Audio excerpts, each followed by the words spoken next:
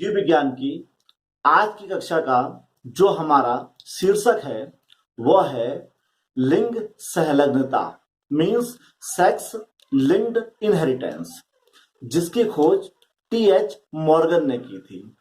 लिंग संलग्नता से हमारा तात्पर्य है कि लिंग गुणसूत्रों द्वारा एक पीढ़ी से दूसरी पीढ़ी में लक्षणों का जाना। जैसा कि हमको पता है कि मनुष्य में दो प्रकार के गुणसूत्र पाए जाते हैं। शुरू के 22 जोड़े जो कि समान होते हैं उन्हें ऑटोसोम्स या समजात गुणसूत्र कहा जाता है। 23वां जोड़ा जो अलग होता है उसे लिंग गुणसूत्र सेक्स क्रोमोसोम्स या एलोसोम्स कहा जाता है। तो एक पीढ़ी से दूसरी पीढ़ी में जो लक्षण जाते हैं वह शुरू के 22 जोड़े यानी कि समजात गुणसूत्रों के द्वारा जाते हैं। लिंग गुणसूत्र का कार्य होता है कि होने वाली संतान पुत्र होगा या पुत्री होगी इसका निर्धारण करना। पर जब लिंग गुणसूत्र द्वारा भी लक्षण एक पीढ़ी से दूसरी पीढ़ी में जाते हैं तो उसको लिंग संलग्न लक्षण कहा जाता है तथा इस प्रोसेस को लिंग संलग्नता कहा जाता है। समजात गुणों में कुछ लक्षण लिंग गुणसूत्रों के द्वारा भी जा सकते हैं।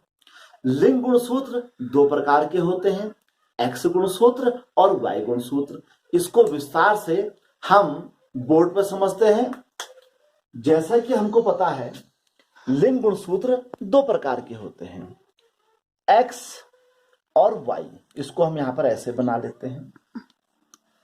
तो होता क्या है, इन दोनों गुणसूत्रों में से कुछ भाग इन दोनों गुणसूत्रों में ऐसा होता है जो कि असमजात होता है यानी कि हेट्रोलोगस होता है। असमजात से हमारा तात्पर्य है कि इस भाग में जो भी जीन या लक्षण पाए जाएंगे वो दूसरे में नहीं पाए जाएंगे क्योंकि असमजात है। एक्स का अलग है, वाई का अलग है।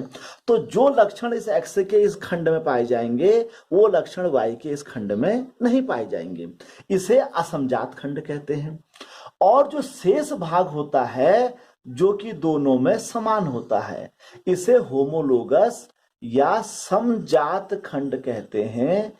इससे हमारा तात्पर्य है कि जो जीन इस भाग में होंगे उसका जीन इस भाग में भी पाया जाएगा। तो लिंग गुणसूत्रों के असमजात और समजात भागों के आधार पर लिंग संलग्न गुण जो होते हैं वह तीन प्रकार के होते हैं। पहला गुण है हमारा एक्स लिंक्ड यानी कि एक्स संलग्न गुण।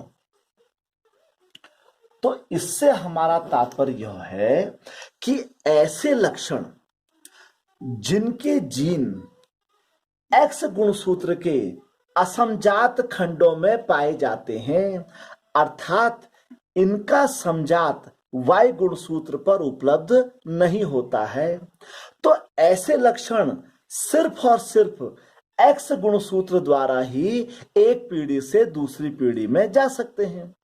और आपको अच्छी तरीके से पता है कि एक्स गुणसूत्र माता से पुत्र को मिलता है, वह माता व पिता दोनों से पुत्री को प्राप्त होता है। तो ऐसे गुण जो होते हैं वह माता से पुत्र को या पिता व माता दोनों से पुत्री को प्राप्त हो सकते हैं। जैसे हीमोफीलिया, वर्णांधता, रतौंधी, एल्बिनिज्म कई रोग होते हैं। और हम अमूमन लिंग संलग्न गुणों को एक्स संलग्न गुण ही कहते हैं। एक्स संलग्न गुण अमूमन जो होते हैं वह अप्रभावी होते हैं। अब हम दूसरे को लेके चलते हैं। दूसरा हमारे पास है वाई लिंक्ड यानी कि वाई संलग्न। अब इससे हमारा तात्पर्य क्या है, ऐसे लक्षण जो कि वाई के असमजात खंडों में पाए जाएंगे मीन्स उनका समजात X में नहीं पाया जाएगा। अर्थात ऐसे लक्षणों को सिर्फ Y गुणसूत्र ही एक पीढ़ी से दूसरी पीढ़ी में पहुंचाएगा, और हमको पता है कि Y गुणसूत्र सिर्फ और सिर्फ पिता से पुत्र को प्राप्त हो सकता है, इसलिए ये लक्षण सिर्फ और सिर्फ पुत्र में पाए जाते हैं। ऐसी वंशागति को हॉलैंड्रिक वंशागति भी कहा जाता है, जैसे कर्ण पल्लव में कानों का होना, जिसे हाइपरट्राइकोसिस कहते हैं। अब तीसरा लेके चलते हैं XY लिंक्ड। XY लिंक्ड से हमारा मतलब है XY सहलग्नता। इससे हमारा तात्पर्य है कि ऐसे लक्षण जो X और Y के समजात खंडों में पाए जाते हैं, अर्थात ये लक्षण X में भी होते हैं और Y में भी समान प्रकार से होते हैं।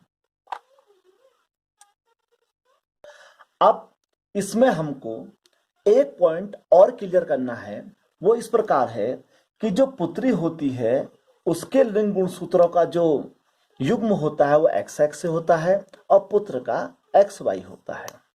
जैसा कि आपको पता है कि X संलग्न लक्षण जो होते हैं वो अप्रभावी होते हैं, तो जब पुत्री में किसी एक X गुणसूत्र पर ये X संलग्न लक्षण उपस्थित होते हैं, तो जो दूसरा X नॉर्मल है, उस कारण पुत्री उस रोग को प्रकट नहीं कर पाती है।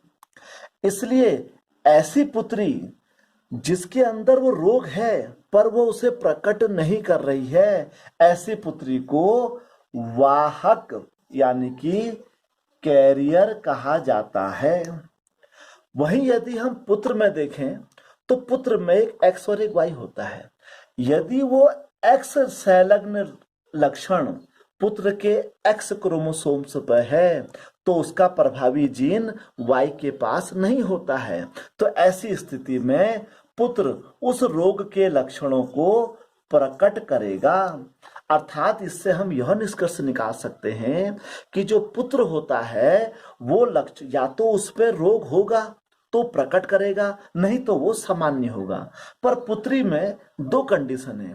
पुत्री या तो रोग को प्रकट करेगी जब दोनों X में गुण पाया जाएगा, यदि एक X में पाया जाएगा तो वो वाहक कहलाएगी। अतः पुत्री वाहक भी हो सकती है और रोगी भी हो सकती है। यदि दोनों X सामान्य है तो वो सामान्य भी हो सकती है। अब हम इसे एक उदाहरण द्वारा समझते हैं।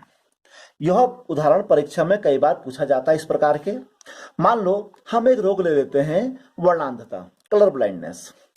अब यदि हम एक ऐसा केस ले लेते हैं कि जिसमें माता और पिता में से पिता वर्णांध है अर्थात कलर ब्लाइंडनेस है और माता जो है वो सामान्य है, तो हम एक ऐसा उदाहरण ले लेते हैं कि जब वर्णांध पिता का विवाह सामान्य स्त्री से होता है तो उनकी संतानों में रोग का परसेंटेज क्या होता है।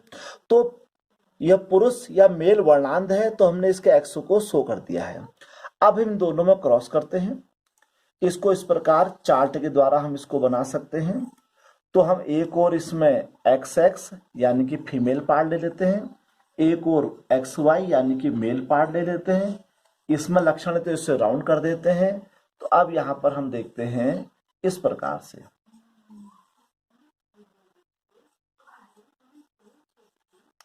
तो हम देखते हैं कि जब भी मनुष्य की संतान होती है तो उसमें 50% पुत्री और 50% पुत्र यानी कि 1:1 का अनुपात हमेशा होता है। तो यदि हम पुत्री को पूरा 100% माने तो हम देख रहे हैं कि ये जो पिता का जो X लक्षण था वह पुत्री के एक X पर आया, और हम पहले इस पर चर्चा कर चुके हैं कि जब पुत्री के 2 X में से एक X पे ही रोग होता है तो ऐसी पुत्री वाहक होती है, और वाहक पुत्री रोग को प्रकट नहीं करती, इसलिए उसे सामान्य कहते हैं। तो यहाँ पर हम लिख सकते हैं 100% पुत्रियां कैरियर, और कैरियर को हम क्या कहते हैं, नॉर्मल यानी कि सामान्य। और पुत्र में देखें कि पुत्र में पिता से Y आया है और X पुत्री पर चले गया है, इसलिए 100 के 100% पुत्र क्या होंगे, सामान्य होंगे। अर्थात यदि वर्णांध पुरुष की शादी का विवाह एक सामान्य महिला से कर दिया जाए तो उनकी संतानों में 100 के 100% संतान सामान्य होंगी व इतना होगा कि पुत्रियां जो होंगी वो कैरियर वाहक होंगी। इस प्रकार हमने देखा कि लिंग सहलंगता में हम माता पिता के में उपस्थित रोग के आधार पर उनकी होने वाली संतानों में उस रोग का प्रतिशत को देख सकते हैं। हमने इस वीडियो में एक उदाहरण समझाया, आप इसी प्रकार अन्य उदाहरण द्वारा भी इसको समझ सकते हैं। आपको हमारी आज की कक्षा कैसे लगी ये हमारे YouTube चैनल में जाकर हमको जरूर बताइए और हमारे वीडियो को लाइक और सब्सक्राइब करना ना भूलिए। धन्यवाद।